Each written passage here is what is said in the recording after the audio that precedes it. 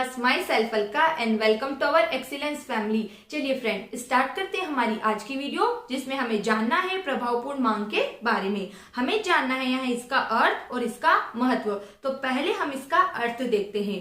लिखा है, किन्स के अनुसार किसी अर्थव्यवस्था में रोजगार की कुल मात्रा कुल प्रभावपूर्ण मांग पर निर्भर करती है।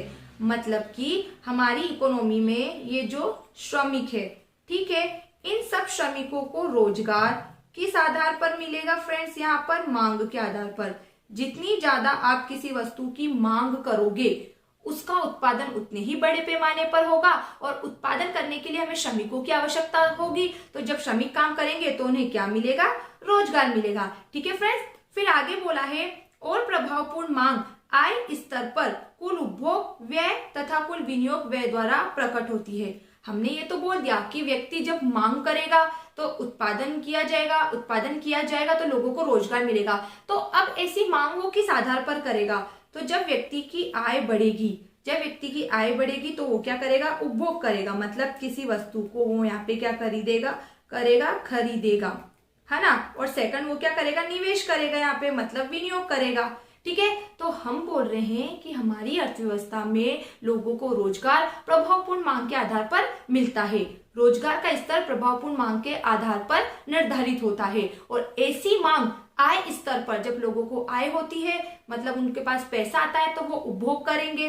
पैसा आएगा जब भी तो किसी वस्तु को खरीदेंगे। तो ऐसी मांग, प्रभावपूर्ण मांग आय स्तर पर उपभोग व्यय और निवेश व्यय, इन दोनों के द्वारा प्रकट होती है। इस प्रकार प्रभावपूर्ण मांग का आशय देश या समाज की उस संपूर्ण मांग से है जिसके पीछे क्रय शक्ति है।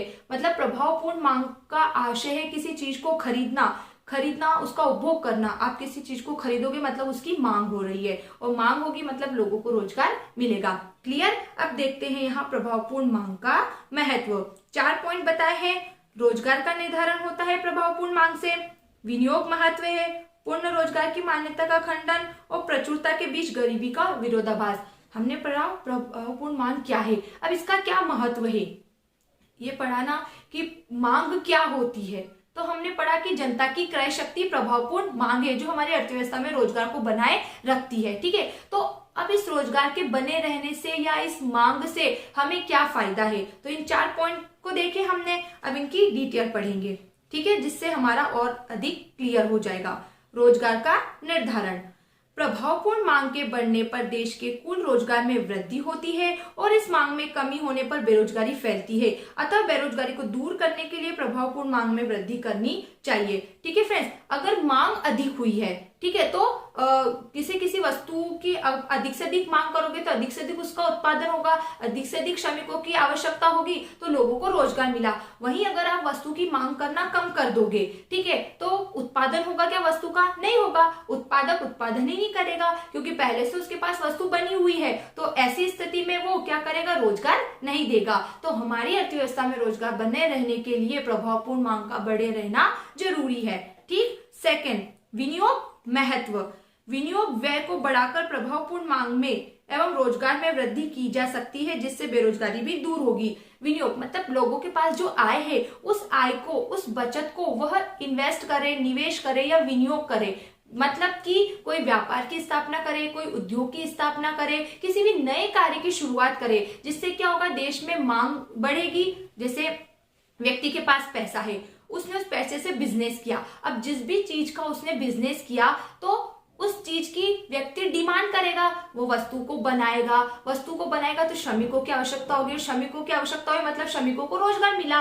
तो विनियोग महत्व, अगर आप अपनी बचत को विनियोग करते हो तो इससे लोगों को रोजगार मिलता है और अर्थव्यवस्था में बेरोजगारी नहीं रहती है। थर्ड देखेंगे, पूर्ण रोजगार की मान्यता का खंडन। पूर्ण रोजगार, किन्स ने परंपरावादियों की पूर्ण रोजगार की मांग का खंडन किया और बताया कि पूर्ण रोजगार होता ही नहीं है, अपूर्ण रोजगार के अपने ही कारण है।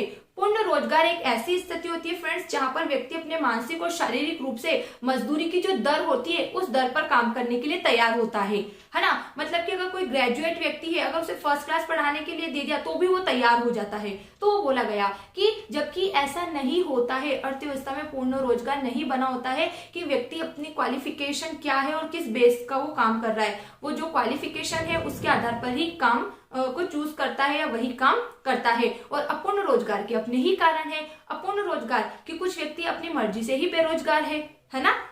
तो पूर्ण रोजगार का मतलब समझ में आ गया। एंड लास्ट है यहाँ पर प्रचुरता के बीच गरीबी का विरोधाभास।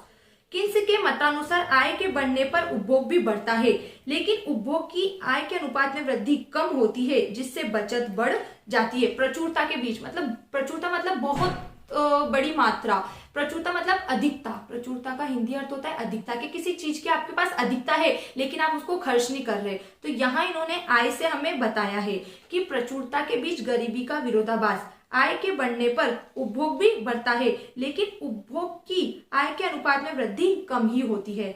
एक व्यक्ति के पास यहाँ 500 रुपए हैं, तो वो इसमें से 300 रुपए खर्च करेगा और 200 रुपए क्या करेगा, वो बचाएगा।